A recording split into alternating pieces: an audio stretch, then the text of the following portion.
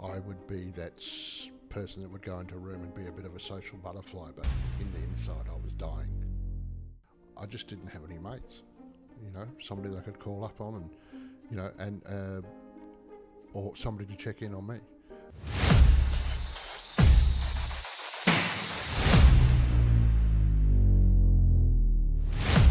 Hey guys, what's up and welcome back to my channel, Stepping Up. You're on the road with Tar as I bring to you another brand new episode on the Gold Coast. This time with another special guest who's also a dear friend of mine, but also mentored me throughout the times of understanding mental health. And today what we'll get to hear from him are the experiences of his mental health and how he was able to navigate the challenges that he was facing, and also in return what he does to serve the community and give back by facilitating for other men, which he now has been involved with for over 6 years. So please stick around to hear his story as he gets to share with you some nuggets that could possibly help you out in your journey to recovery, or someone that you know of that possibly could learn from some of the steps and strategies that he took in helping him and other men out throughout their mental states. And please subscribe to this channel and help me to grow so that I can reach out to more individuals, both men and women, who can share their stories for others to hear from their experiences of what they went through to where they're at, that now has improved their lives immensely. And also tune in next week as I head down to the sunny coast, where I get to catch up with another dear friend of mine who's had to put up with chronic fatigue, but has also been a legend in his own right for mentoring other men who are struggling with their mental health. So please hit that like button and the notification so you can keep up to date every Saturday with a brand new episode at 9 a.m. Thanks again, and I hope to see you there. So stick around to hear the story of my dear friend, John Dawson. Today I'm here on the Gold Coast with a special guest, someone I also consider as a dear friend, where I've had the opportunity to go and attend one of the men's group meetings that he used to facilitate. But I won't give away too much. I'll let him share with you a little bit about himself and his background. So, men's group, let me answer the question. How did you find me when you first met me? Well, it had been something that I wanted to discover and understand about mental health, and I remember jumping online to just Google it. Mm-hmm. And then when I came across this complete men's group, I decided to attend the meeting. And when I met you, you were nice and calming. You welcomed me with open arms. It was so easy to just really relax, because it felt like a nice area, or safe area to come to, and I was really honoured with the way you welcomed me for a first timer who had no idea or what to expect, but I knew I needed to do something so that I could understand the impacts and effects of what mental health does. And what an amazing trip and journey that you had. I got to watch you grow and grow and grow, and it was sad to lose you from the group, but you never lost. I mean, once you're a part of the Complete Men family, you're always part of a Complete Men family, whether you haven't been for a year or two or whatever. But to see how you've grown and what you got into, and how that you changed your life because you wanted to do something and give back as well, was an absolute inspiration to a lot of the men at the group, and you're still talked about very, very warmly in warm tones. So, and we quite often ask, how's Tar's going? I said, well, strangely enough, the other day somebody asked, I said, I'm actually going to sit down with the young fella and have a chat and about his journey and my journey. So I'm honoured to be here. So, yeah. Basically a bit about my background is I've been going to Complete Men Group for the last about 6 years. I think it will be this Christmas. I was struggling with my mental health, and I had moved down from Brisbane. I'm originally from Western Australia, all the way over there. We'll get into the backstory a little bit later, but yeah, and I'd been suffering and had suffered some mental health problems through divorce and loss of my children for a while,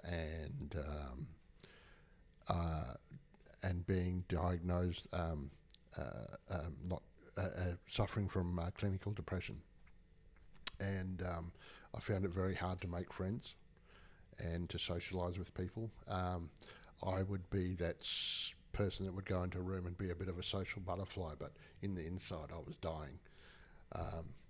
And so for me, it was actually my beautiful girlfriend at the time, now wife, that could see that I was struggling, and she actually put me onto Tim at Complete Men. And Tim Fisk was a gentleman that started this about 12 years ago now, and he had been to a lot of different men's groups, but he felt like there was something that he could improve and was missing. So he started the non-profit of Complete Men Group, pardon me, and it's just grown and grown and grown from there. We now have 2 groups on the Gold Coast, which is one at Robina and one at Coomera, which you know that I'm the facilitator along with a gentleman called Lindsay. We pretty much run that these days, and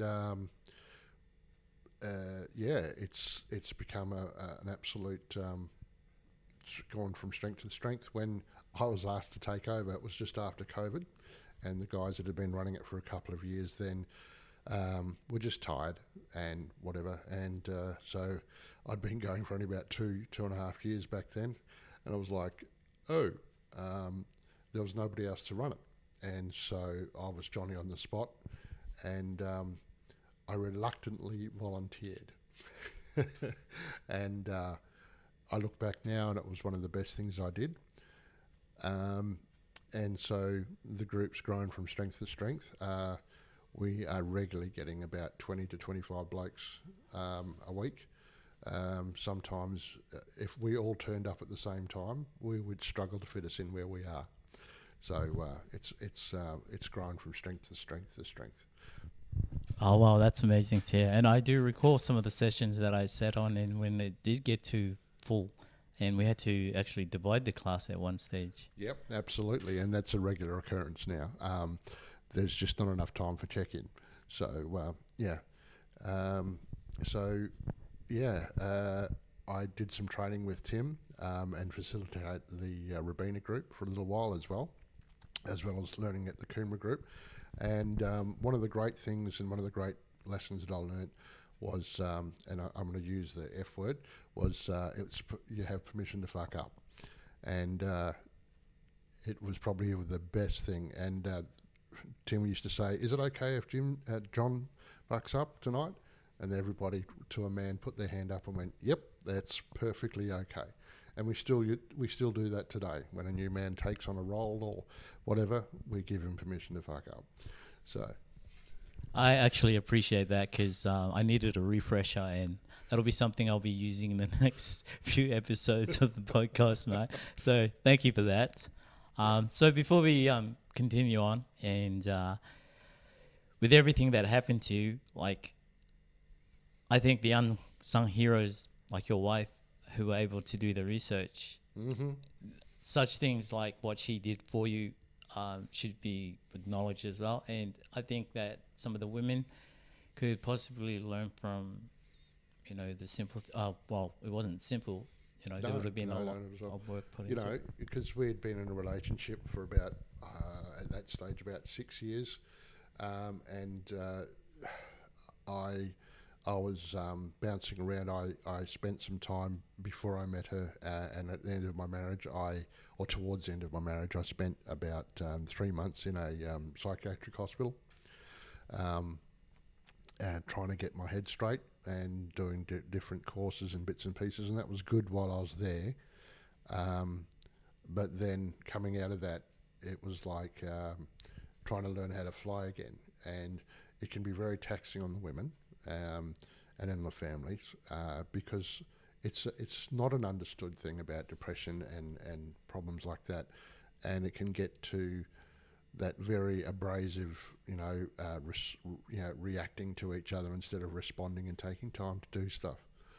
So it was a tough time, and I'm quite happy to be able to talk to you about, spending that time in the hospital. My marriage sort of started to end and starting to go through divorces and to find out, asking many questions about, does my ex-wife love me, or is there still a chance? And going through all that, that was terrible. And I ended up into the stage where my depression, I just couldn't get out of it. And at the time, Ronelle and I weren't actually a couple. I was just being a housemate, and I had a problem that I just couldn't. I didn't want to be here, and I just felt that sense of depression every day. It was like a very, very heavy weight on me. And like your friend on that other podcast said, once you'd made the decision, it was a very easy. Once you've made that decision, it's a very easy decision to. You don't have to do it again, and you're thinking of ways how to do it then. And I remember going down that path, and it got so bad that I was packed off to a doctor in Melbourne, and he said to me, "How serious you're about it?" And I said, "I'm deadly serious." And he immediately arranged. I was a very lucky man. He immediately arranged an assessment with a psychologist, and the psychologist said, "We're going to book you into the hospital. It's across the road." She goes, out of 10, would you make it across the road? And I said, no, I wouldn't make it across the road. And so she called an ambulance, and they drove me to the hospital. So that was my deep, dark time. And then I spent another 6 to 7 weeks in a facility. And in the middle of that, I ended up having a stroke. Then I had depression, and then trying to work out how to walk and talk and whatever again. So that's in the past, but yeah. Do you think too, as part of your mental health, it was also affecting you physically? Oh, absolutely. Your mind is the most powerful thing in your whole body, and with that depression side of things and stuff, I think, or it was saying, well, if you're not going to look after me and not be healthy and whatever, I'm just going to shut you down. And I think that's what happened. And so then that was at the age of 49, and then I spent almost the next year until my 50th birthday getting back on my feet. And I remember I would walk with a limp in my left eye, and it took my left side, and as you can see, I'm dominant left-handed. So it was quite a process to get back to that. But with the support of a good woman behind me, it was great. And we decided to live together and be a couple, and we moved on from there. But even coming up, because then we moved from Melbourne up to here to live for reasons of her family, it was very, very, very, very difficult to make friends. And I was only saying to somebody the other day, I spent 2 or 3 years in Brisbane, and the amount of people I could count on as a friend was zero.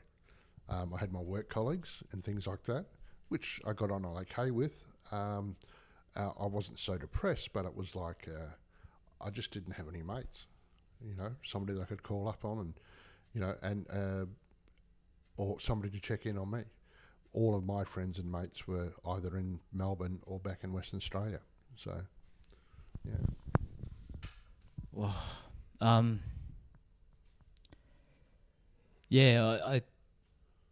it's pretty sad to hear what you went through, because had us men known about things, how we could control our minds mentally and reach out to Absolutely, meditation and all those other skills and the drama triangles and all those basics, the masks and stuff.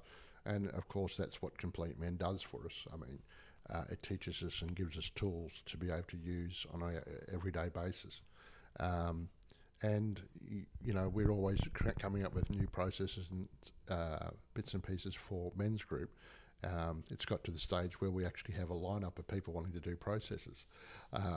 So it's not so much on Lindsay and I anymore, but it's interesting because I still like to take it back to the basics, like a drama triangle and the success triangle. Masks, what's hidden behind our masks, behind our face, what's a man really feeling, and how to quiet the mind and things like that. Those are so brilliant. But the other side of things with men's group is the magic doesn't happen unless you turn up. It's because you see another man become vulnerable and give up about what's happening to him right now or has happened to him and all that sort of stuff. The healing process that produces to other men in the group. As you remember, you have the thing where we put our hand up when somebody else is talking. And when a man sees that and he's letting his heart out and he's got tears in his eyes, that is powerful stuff, awesomely powerful stuff, because the man knows that he's not alone. And that's the biggest thing that people see. It makes me emotional even to think about it. That's the power of what the group has become and is. So, yeah. Yeah, and you're right. When I got to experience it, like I mentioned earlier on, that it was such a powerful workshop to attend and to see men, get vulnerable and break down, and you share that load with them because you want to feel just as much through what they're going through. Yeah. But there was also something that I do realize, that we could only do so much. Correct. Yep. We can only do so much. When somebody has the ideation of suicide and things like that, these days our men get around them very quickly and make a phone chain voluntarily. It just spontaneously happens. So no man's left alone, which is awesome. We also have the thing where we just ring. We still do the contact thing. When a new man comes. So how would they go about that when you guys created that phone chain thing? Well, basically, it's, hey mate, I'll give you a ring through the week. Oh yeah, no worries. And even on the WhatsApp group, they'll go, how's Tar going? Where's he at? And I haven't heard from him for a couple of days, right? And then someone will just pick up the phone and ring you. So that's what I'm saying. It works very much organically these days. So that's credit to the guys, credit to the men. I can't take credit for that, I don't think. But it's something that happens. One of the things I still do, and I still step out a little bit, and you probably know this. I say to my guys, "You've got me 24/7. It's not part of my job, but I'm here for you 24/7. If you are stuck or whatever, you just give me a call, and mate, we'll go and have a coffee at 4:00 in the morning. I don't give a shit." And I've done that. And guys get upset at me when I do a welfare check and I get the police to call around. I'm not afraid of that anymore. I used to feel like, I'm betraying the guy and all the rest of it. No, I'm saving life. Bloody important, and I've had a couple of times where we've done that, and thank God we did. So I don't shy away from that, and so far we haven't lost anybody. Yeah, look, you're a hero, John. No, I'm not, mate. I'm just a normal bloke. So it's guys like you that give other men hope to take those first steps and find guys like you, find the groups like yours, and let them see that someone cares, and for that, just before you mentioned how you can get a hold of each other, and that I think what's also important is that system that was created in in the meeting where we could all volunteer to exchange numbers. That way we could all kind of hold each other accountable and just Absolutely. touch Yep. base. Yeah. That's super critical. Yeah, and it works. And yeah, as I said to you before, for me, I could have stopped 3 or 4 years ago. I got what I wanted out of it. I thought. But keep on going, and the rewards, the rewards that you see from men growing, and coming from whatever. Yeah, I mean, from my own self, giving back because people gave to me, and I think that reciprocity is something that, and karma. And I didn't really believe in karma, but for me, it's there. It's given me something to believe. I used to be a big on Christian person and whatever, and born again Christian. I'd smack you over the head with the Bible and say, get it together. I've changed my view since then. I still believe in a creator and all that sort of stuff, but I believe it's the work in the man. I don't do it to save my own soul. I do it just to be a friend and a help. And some of the things that we get involved with, and this is outside of men's groups still a little bit, but it's connected to them.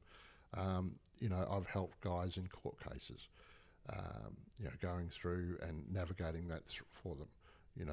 I've organised lawyers for people.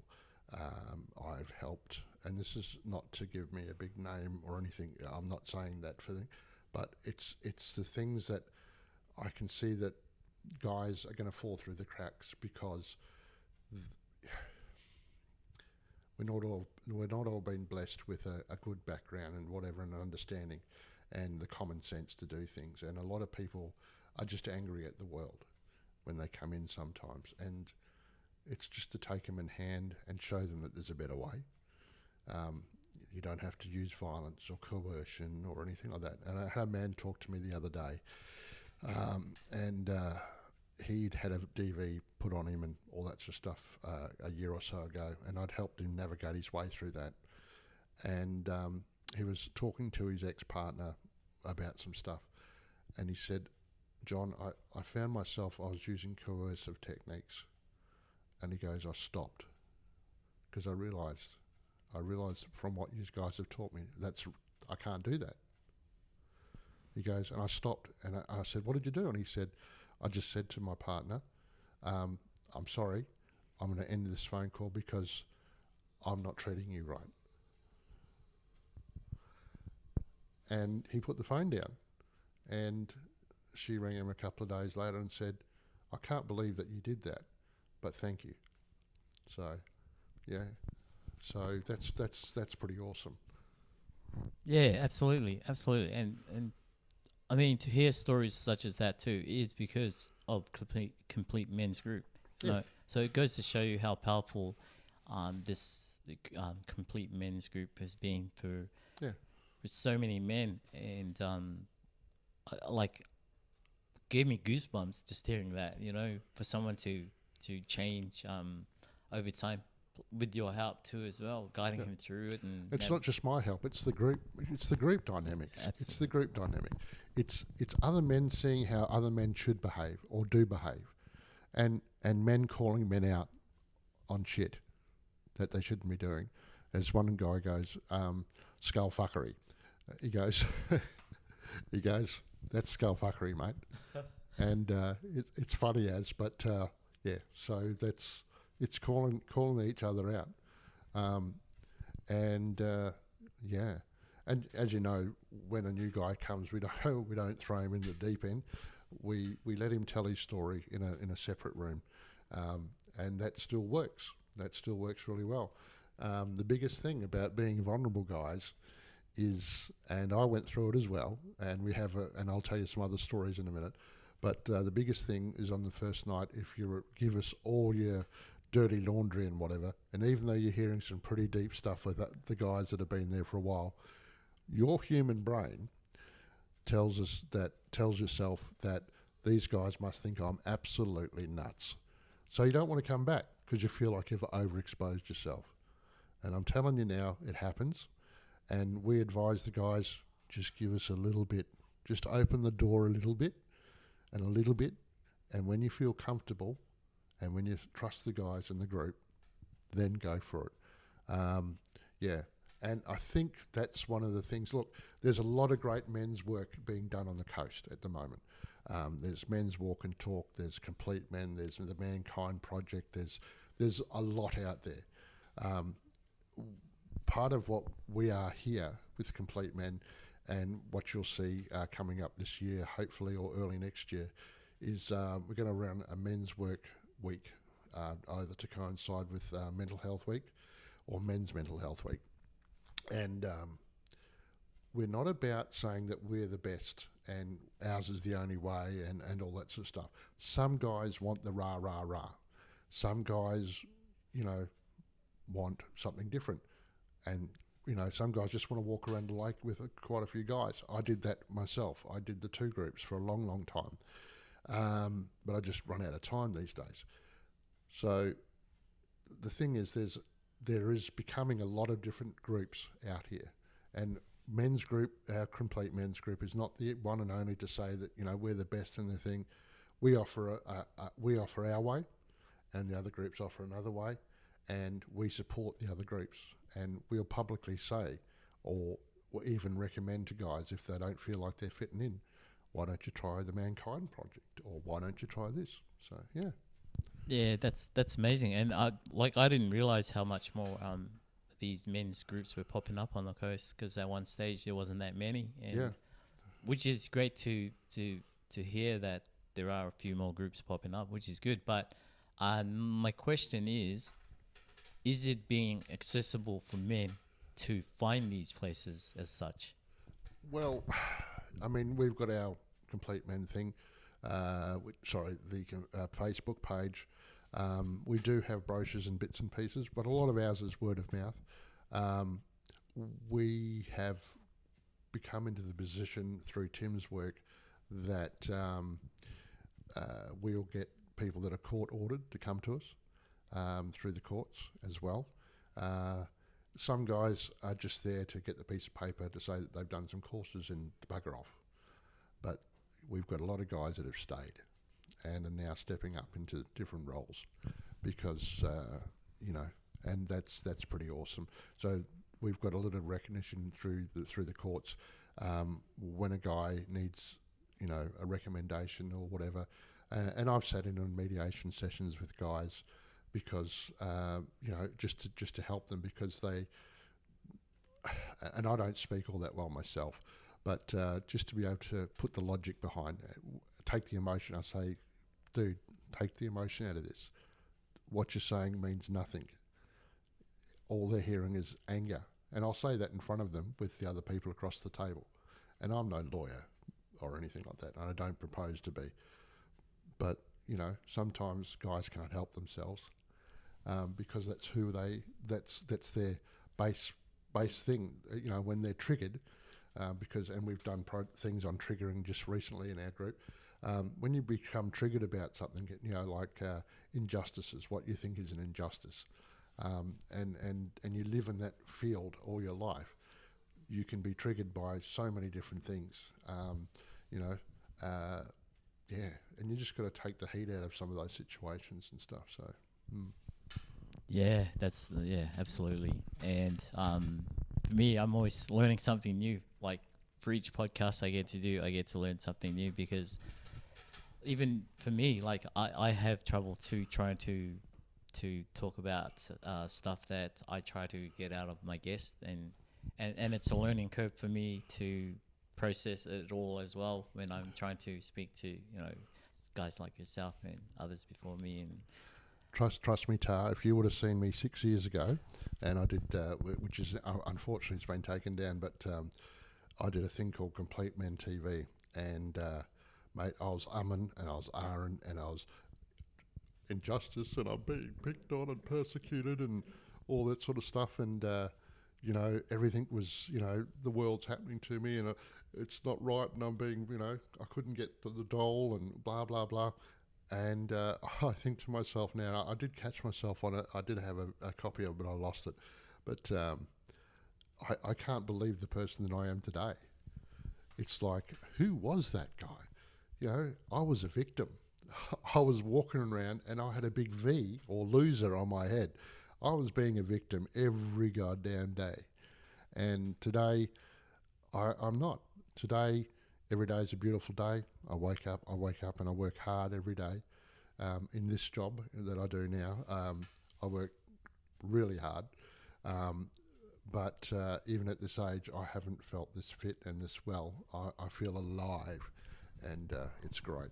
You're looking good too, mate. Thanks, dude. Yep. And I've got my beard and bits and pieces, but somebody said to me when I first met you, because we have got lawyers and doctors and all sorts of people that come along, and it's a great mix. It's the different professions and the camaraderie and the cross pollination of ideas and stuff, and things come out of that. That's been pretty cool to watch. But one guy said to me when I saw you, I think I rode my bike in that day, and I had my leathers and the whole thing, and the guy goes, he was a lawyer, and he goes, "Fuck, it's run by a bikie." I had my long hair and all the rest of it. I turned around and gave him a big hug and said, "Hey, dude, welcome," and it was awesome, So he goes, "You're no bikie, you're a dude, you're a bloke." Oh, I wish I was there. Yeah. So like last weekend, and this is another thing that's organically happened, is that we have started having nights out and all that sort of stuff. Some of the guys have said, "Hey, my house is open. I've got a fire pit. Come around and let's barbecue and get the guitars and mandolins and didgeridoos and drummers and things like that." And that's been absolutely fabulous. We've done quite a few of those now, and I wish you were part of that, man. Oh man, that's just so amazing to hear. Like you giving feedback and gold nuggets of what men can do. Like that's so amazing. Like it's good to hear that the group is growing. They're trying different approaches of how to still keep the men together and socializing. So yeah, mate, I take my hat off. It's absolutely awesome. And the guys make it. They demand that it's a no woman area. We've had mixed as well, but a lot of the time it's just the men, and I think that's, people say, one of the questions, as you know, Tars, it says, why men's group at the start? And a lot of the guys will say, because we'll say, why don't you go down the pub and have a catch up with a couple of mates? Yeah, because you tend to tell the big fish story. Yeah, it was this big, and then it gets this big by the end of the night. So you get that sort of problem happening, and and alcohol and all the rest of it, and drugs and whatever. So, yeah. So a men's group where you can come, it's in a safe environment, you can be vulnerable, and there's people around to catch you. That's what it's all about. That's why men's group. And the other protocols about AHO and things like that. We don't allow people to overtalk other people. We have a magical piece of technology. It's futuristic as well as from the past. It's called a talking stick. And when a man's holding the talking stick, everybody else shuts the fuck up. And that piece of technology, it's been around for thousands of years. And I think if the world had a talking stick, I think it'd be a great thing. Absolutely. Just quickly, do you want to just do a quick role play? For example, like for me coming as a beginner, what would I expect to walk into, and how would you introduce me to the club of a complete men's group? What would be some of the rules that I would have to abide by, and how do I get comfortable with the situation of turning up? Yeah, well, the biggest thing is we have a lot of, and even me for my first night, a lot of people turn up and never come in. So, and we will tell you that, thanks for the courage of getting in to walk in that door. That's a pretty courageous thing. So, first of all, thanks for your courage. Yeah. Second of all, we tell you where the toilets and tea and coffee are. We get you a name tag so we know who you are.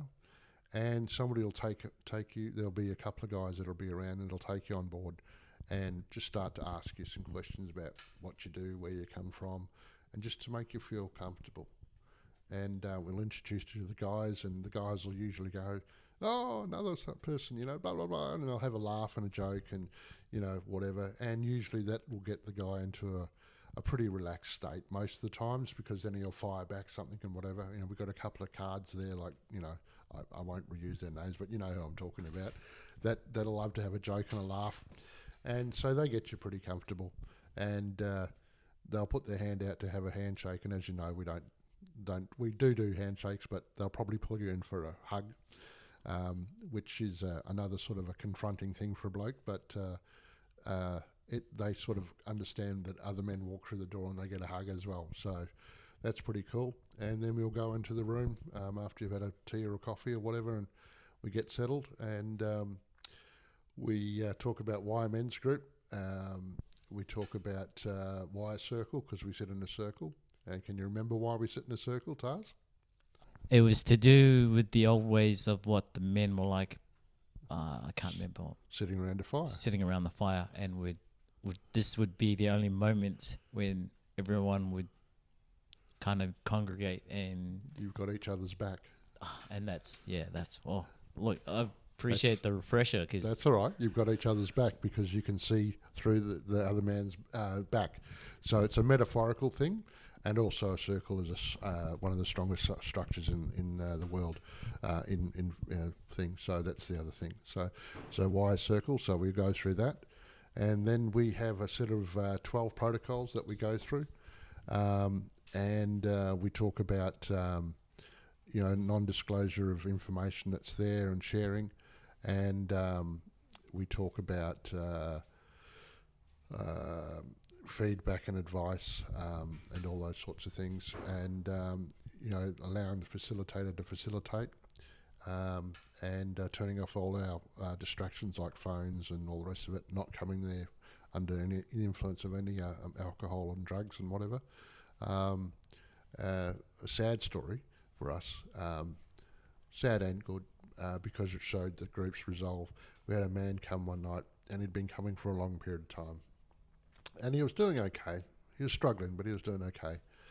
And he rocked up one night, and he said to not just me, but to Tim was there this night. He says, I've been down the pub all afternoon, so I'm a little bit under the weather. And we said, "Are you sure you're right to come in?" And he goes, yeah, I'm fine. And so we can't make that determination. We can't, and we let the group know that he'd been at the pub all afternoon. It's only fair. That's in the protocols. And the guys didn't pick on him or anything like that, but I think he realised that he was in the wrong space at that time.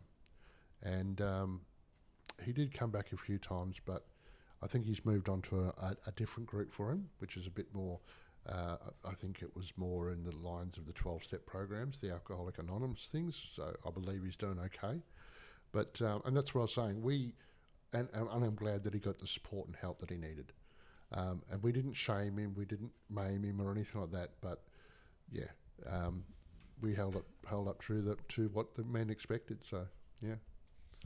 Oh wow, it's sad to hear that. It's what he did. Unfortunately, he didn't do anything Wrong worse. to say. No. But No. at least hopefully, like as you said, he's doing better now where Absolutely. he's at. Yeah. And we do try and follow up on that sort of thing and all that sort of stuff. Yeah. So, but I think if you don't stay true to your intentions, and the spirit of the thing, it'll fall apart. We have no place for egos. We have no place for all that sort of ballyhoo and all that sort of gear. Once we're in the circle and we're locked in, it's work time. So Yeah, absolutely. And that's it. If you're going to turn up with the intentions of really wanting to take those steps in the right direction of, because you not only help yourself, but if you have family, loved ones. and the thing is, as you know, my story or your story will touch somebody in a completely different way, and this is the magic about coming all the time, and why I still go and still have the passion for it. It's somebody's story will impact somebody's life, and you have no idea of how it's impacted their life, and all of a sudden that switch is thrown in them, and they've gone, "That's what I do."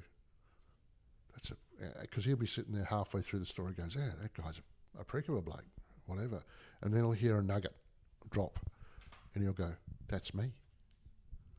That's me," and all of a sudden, the next couple of weeks he just changes, and he grows and grows, and then it's when he's tapping you on the shoulder saying, "Hey man, can I do a process?" Yeah, or I think I'm starting to get this, dude. Awesome. Yeah.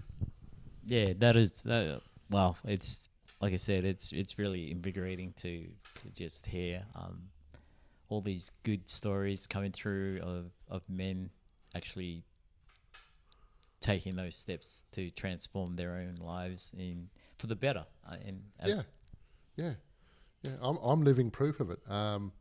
Yeah. And yeah, there's so many guys that I've watched. I'm talking to one now. I mean, this man was working hard at a job that he'd been at for a long time, and he was coming to the group, and he announced to us one day that he's going to give up his work and go and work in charities and be a volunteer for the farmers that have lost all their stuff and whatever. And we thought you were nuts. yeah, me too.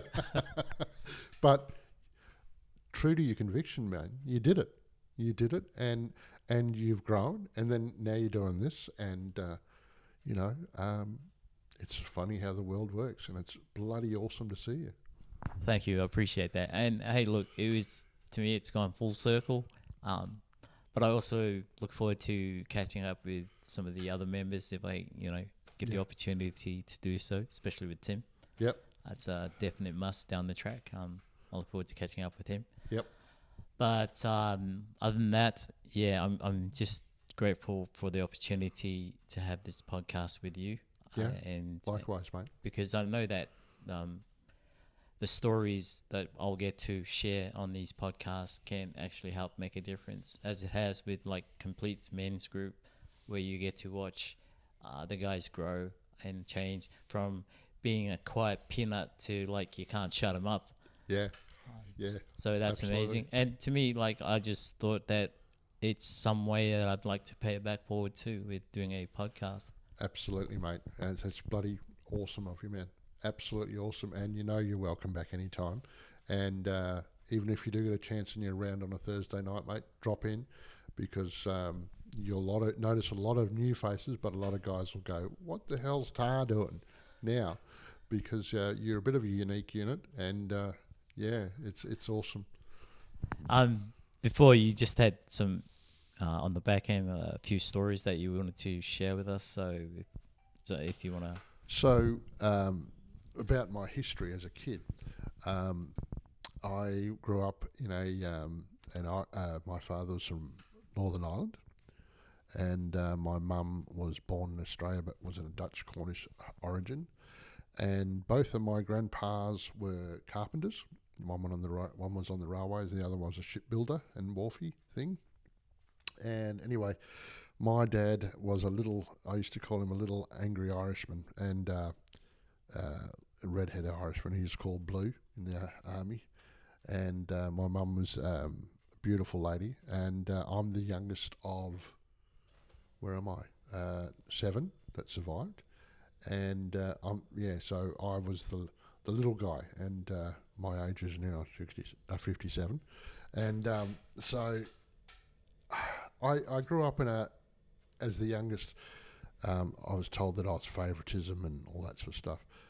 But I think in my teenage years, because I was pretty bullied heavily at school, and I was a fat, round, tubby kid. And then when I got to grade 7, over there you go to high school in year 8, I shot up from being a short, round, tubby kid to being sort of the height that I am now, but not the build. And I still used to get bullied at high school. Couldn't fight my way out of a wet paper bag. And I think that's, I don't know why, but I think that's where my depression set in. And my grandfather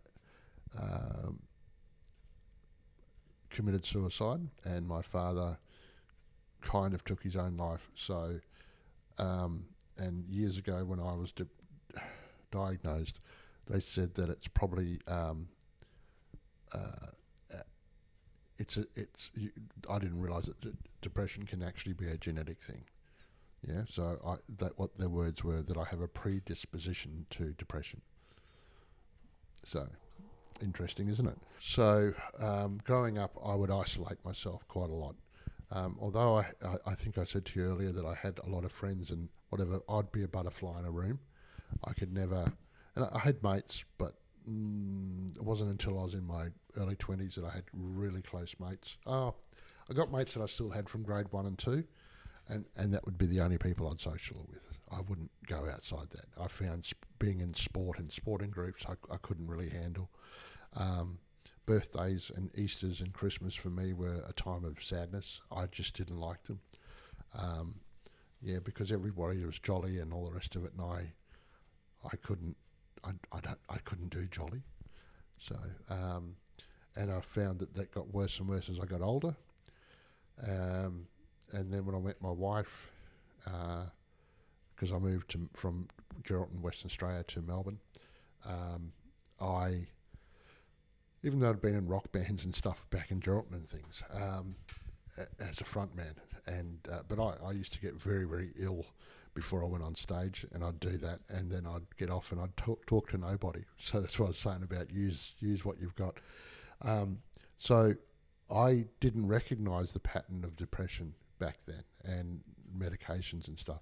I also was dyslexic, which I didn't realise until I was into my 40s, hence the yellow glasses.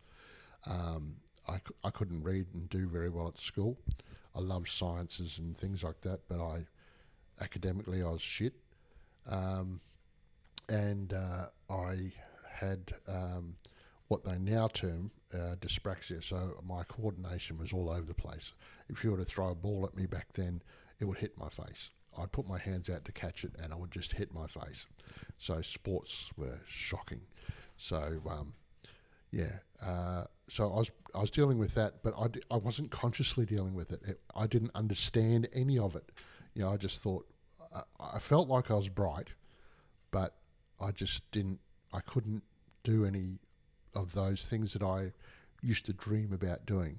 And I think the first time I did do something about dreaming about what I'm doing was, thinking about being a leader in a rock band, a singer. And that was the first time I'd ever done something and set out to achieve it.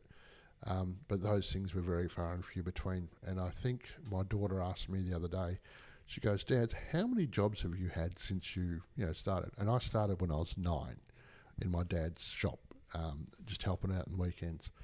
And I sat through and counted them. I've done 142 different styles of jobs in my life.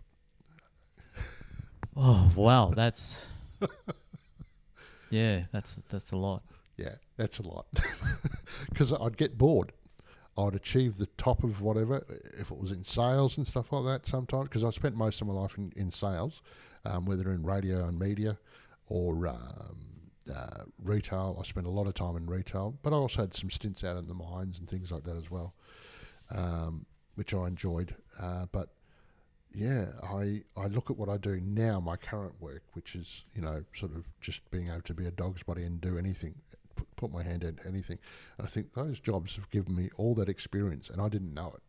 So they're all leading up to now. So, but yeah, I have struggled with depression, as I said to you, about marriage and things like that being broken down and all that sort of stuff. And it's how I come to Complete Men. I used to stutter when I first started out in sales. I had to learn how to stop stuttering. I'd go, "How are you, sir?"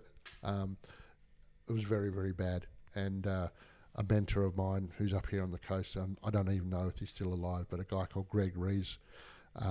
He put me onto how to get rid of stuttering and all the rest of it. He also told me that he goes, "You're one of the most natural-born salesmen I've ever seen." And I said, "Why is that?" He goes, "Because you pull yourself down and you make yourself small and people want to buy from you because they want to help you." You got to teach me that trick.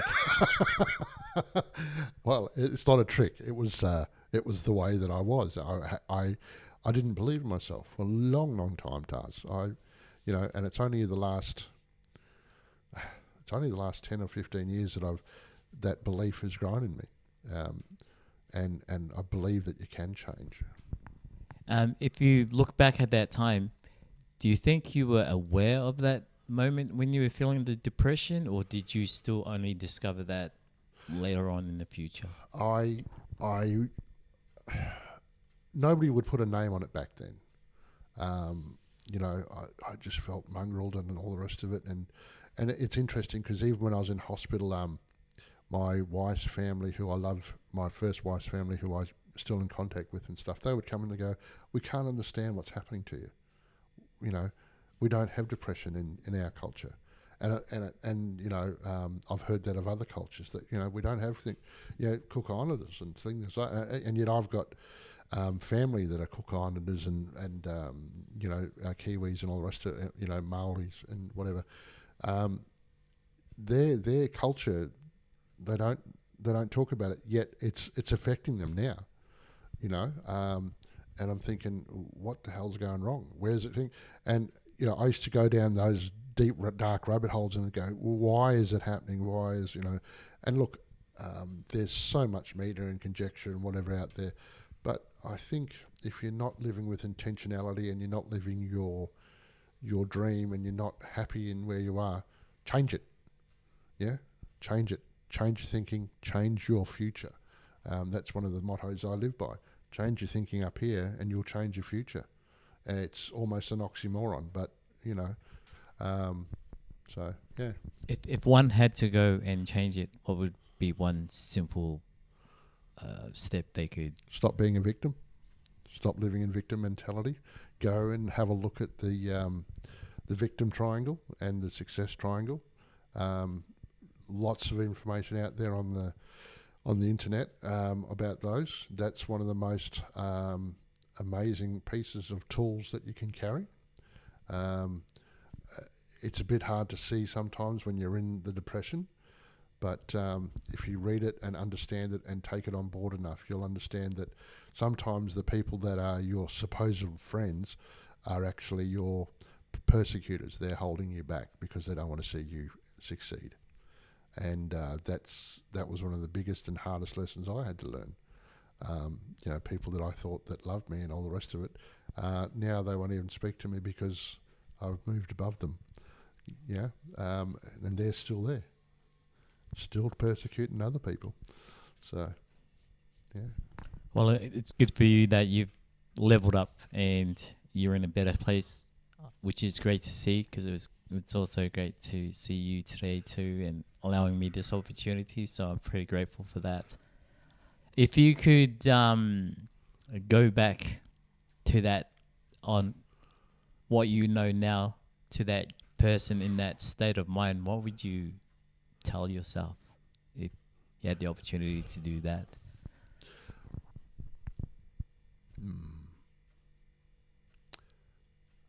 I would say,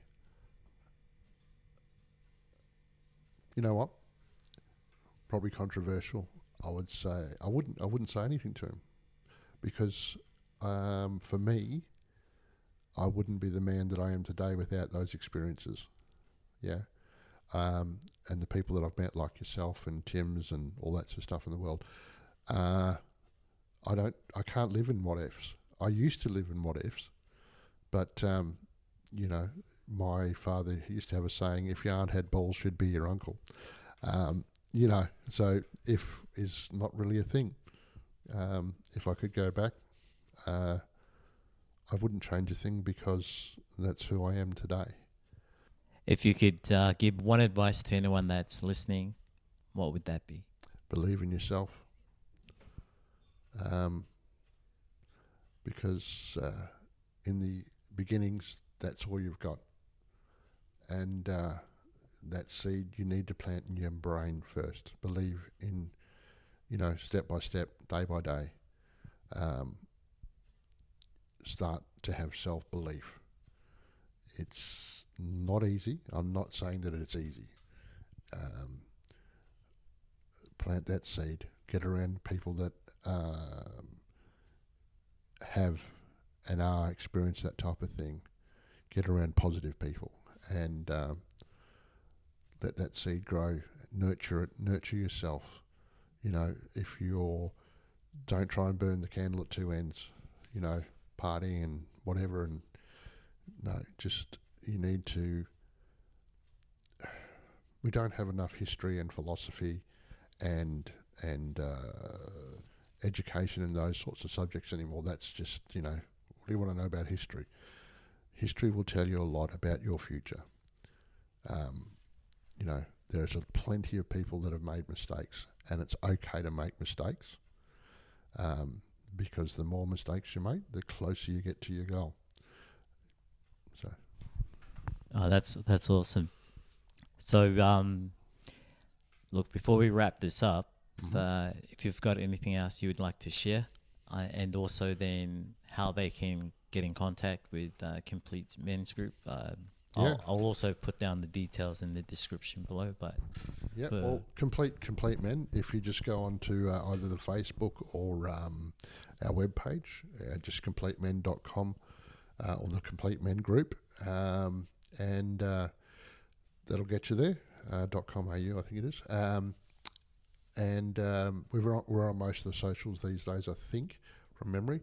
That'll get you there, and then we have a system whereby just because you'll talk to either Tim, myself, or Lindsay, and we'll ask you just a few relevant questions and stuff just to see if you are the right fit for the group, or you need a different thing. So as I said, we swing for all people as far as groups. So we might recommend you on to another group because we know that we may not be able to help you in your situation, and we'd rather pass you into somebody that you can help, that they can help them better. So yeah, Complete Men Group, do that, and the relevant phone numbers there and all that sort of stuff. It's a non-for-profit. It's it's a gold coin donation if you're not working, and it's whatever. It's you put into the plate. We can't run for nothing. Pardon me. And get along. Wednesday nights at Robina, Thursday nights at Coomera. What was the other question that you asked me about? Final say on everything that you might have you want to share. I think live with an intentionality and find something to have. So if you start something with that intention, try to carry that intention through in what you do. You're a perfect example of it, a leading example of it. And, if your thinking's not working for you, if you've got stinking thinking, you need to change that, because if things haven't been working out for you up until now, well, I got to tell you, they're not going to get any better with that mindset. So that's why I say change your thinking, change your future. So that's what I'll leave you with. John, it was an absolute pleasure. I'm so honoured and grateful for this opportunity and for what you got to share with myself and the viewers. Is something that I'll get to take on board and refresh some of the areas that I need to touch up on. And for that, I thank you again for this huge opportunity to. Mate, you're doing fine as you are. To get that message out, it's truly an honour. Absolute pleasure, mate. Thank you. Been an honour to me too. Lovely to see you. Likewise. Thanks, mate. Cheers.